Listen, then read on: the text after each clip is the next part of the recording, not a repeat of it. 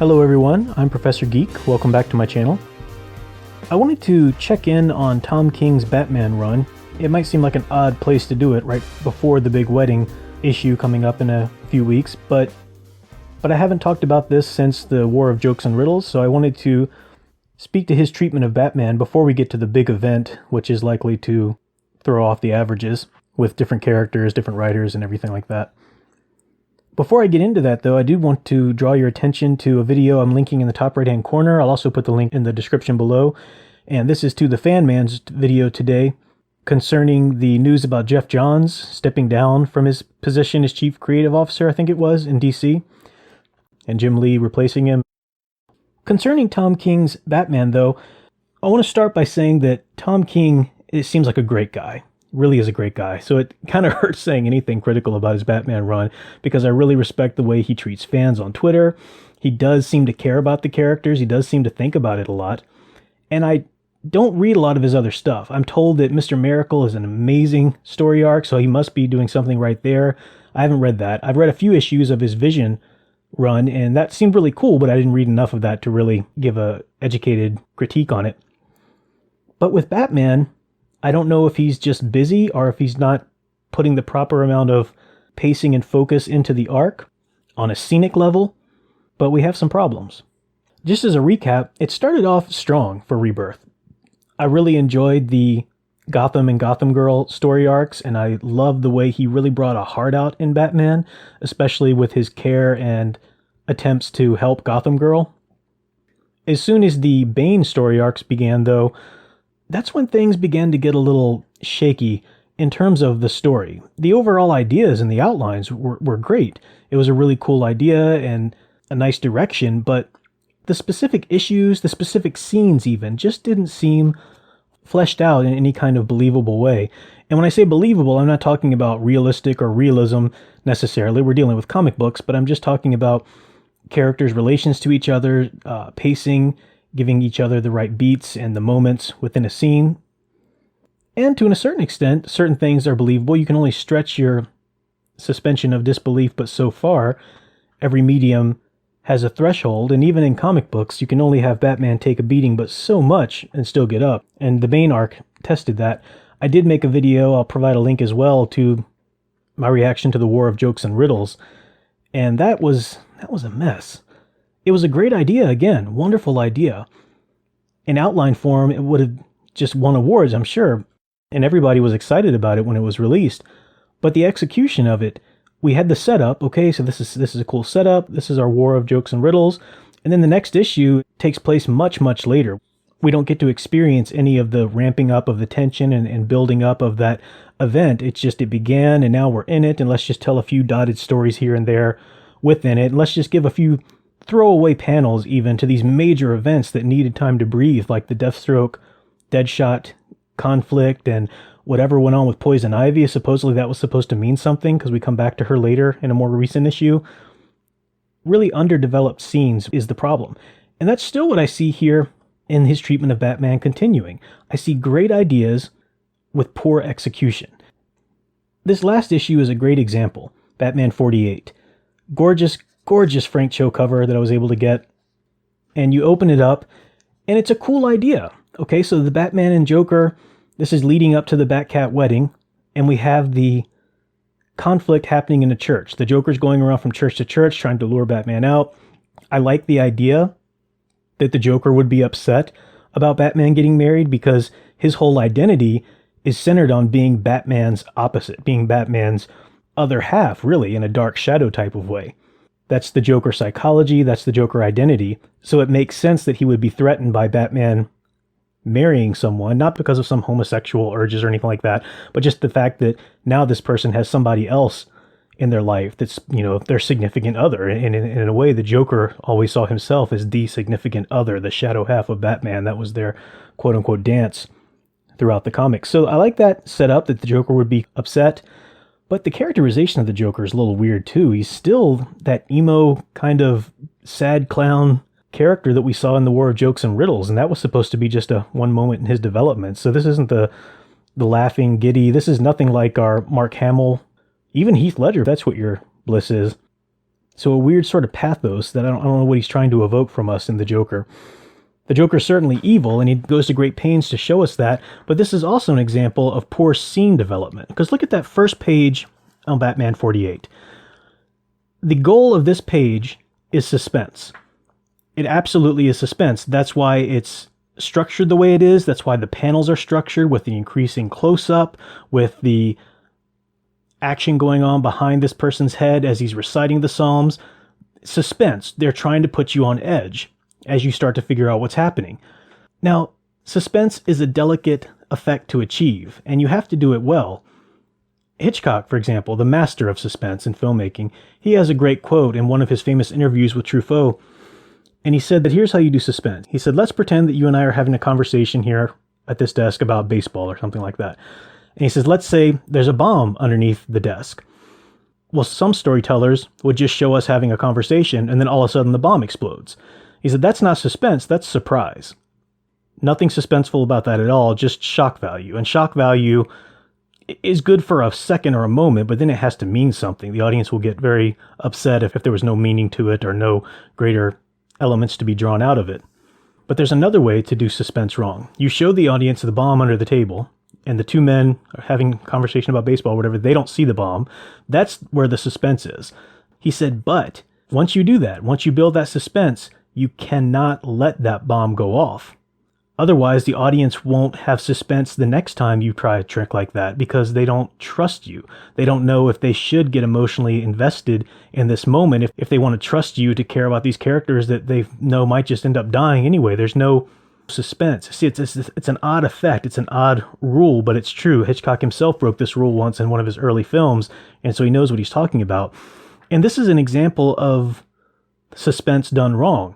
You know that this killer, and we find it out it's the Joker, but whoever we think it is at the beginning, you know this killer is killing everybody in the church, and this one poor man is sitting there praying at the altar, reciting this psalm, and the suspense is building, the panels are closing in even more, the action, the killer's getting closer behind, and then you see the gun, and then the next page, and he kills him. So have fun with that. What are you supposed to feel after that?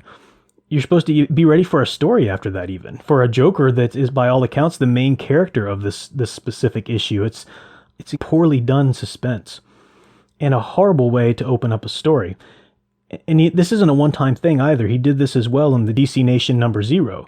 The little Tom King story in there was the Joker sitting with a man waiting for his wedding invitation, quote unquote, and the suspense of the story was, is he going to kill this man or not?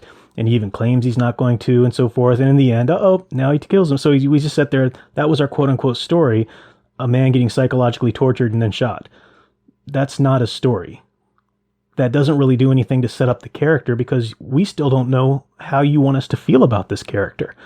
He seems to be trying to evoke pathos by what he says and how he acts, and yet he goes off and kills and does all of this stuff here. Now, I know that the Joker's insane. He's not supposed to make sense necessarily, but the story should be giving the reader cues as to what to think, either through the other characters or either in showing us things that the Joker doesn't quite see. That's good storytelling. The Joker just seems like a non-entity in here. It's like I'm still waiting to be introduced to him, even though I've been introduced to him, as far as Tom King's treatment of him in this story. Batman himself lacks a lot of agency, I've noticed throughout the entirety of the arc. He's got some wonderful moments, and I do like the Batman-Catwoman marriage. I like that idea, and I'll speak to that in a second. But Batman just seems to be a person that things are done to. He doesn't have a lot of agency. He's not stepping in and asserting himself as Batman should. He's just putting himself out there and letting himself be reacted to, however, letting Catwoman react to him, letting the Robins react to him, letting the Joker lead him by the nose. And I'm sorry, how long has Batman been doing this vigilante stuff? He knows how to disarm somebody. He knows the Joker and how important it would be to disarm the Joker. He's punching the Joker around but doesn't think to grab the gun. This is absurd. This is just shoddy scene development.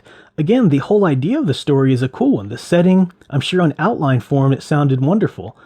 But Tom King, in this Batman run anyway, is not showing any skill where the rubber meets the road, and that's in scene development. That's the real writing, making you care about the characters, making you become invested in what's going on. That's where it really counts, and I'm just not seeing that in Tom King's Batman run. I see that in other runs talking about the marriage. The one-shots, we've had 2 thus far, and another one coming out in a day or 2, with Robin versus Ra's al Ghul or Nightwing versus Hush. And this is Tim Seeley writing those, and those are wonderful. Those are doing what a comic book should. They're supposedly between this conflict between Batman's family and these other villains, but the real conflict, the real resolution in the end is the emotional resolution between the hero and their relationship to Batman. So Robin is worried about being replaced. What if my father has a new child by this new woman he's marrying? I mean, that's a very human, common thing. Children feeling threatened by their single parent marrying again and stuff like that. And they do this in a way that befits a comic book. Let's have a big fight. Let's have Ra's al Ghul drug Damian. Let's have this big event happen. And then let's have this wonderful moment that ties it together between Damon and Selina Kyle at the end. Same thing with Nightwing. A previous son who's been estranged somewhat, trying to forge his own identity and gain a little distance, and then realizing that he still wants that connection. That's a great relationship moment too, and it's worked out in a fight and then resolved at the end with all the proper emotion. I don't see this in Tom King's run. In Detective Comics even, James Tynion's doing an amazing job with the Batman family. Even though I don't like some of the things that have happened in that run, the characterization of Batman, even in the context of the Batman family, and even in the context of somebody who's trying to be more compassionate and understanding, that's still so truly Batman. He's still strong, he's still assertive, he's still the character we know him to be. And I don't know what it is. I mean, Tom King is a successful writer. Like I said, I haven't read some of his other stuff, but I find it hard to believe that he's unable to write these kinds of scenes. I think it's more probable that he's hesitant maybe to really dig into the character of Batman, or maybe he's just busy with other projects and he's letting the big ideas and the great reactions they're getting, he's letting them sort of pull along the momentum. I don't know. The Batman-Catwoman marriage is a wonderful idea. I know some people don't like it, and I respect that. I hear you. I understand that Batman should be a hero and Catwoman should be a villain in a lot of people's eyes. The characters have become more nuanced throughout the years. And the reason I like the idea of their marriage is because the archetypes these two characters work from when they work the best come straight out of film noir. Batman is a detective. He's a gothic detective, and that private eye blended with the classic detective archetype. That is Batman. And you see that a lot in film noirs. And who does the film noir always run up against? The femme fatale. And Catwoman is the classic comic book femme fatale. She's just perfect for that mold. And quite often the femme fatale does have a good heart somewhere within her sometimes. We've seen this with Catwoman. We've seen this develop. So I think, as Tom King said in the DC Nation #1 magazine that came out, he said, trying to think of where else to take Batman, where hasn't he gone before that would still be true to his character.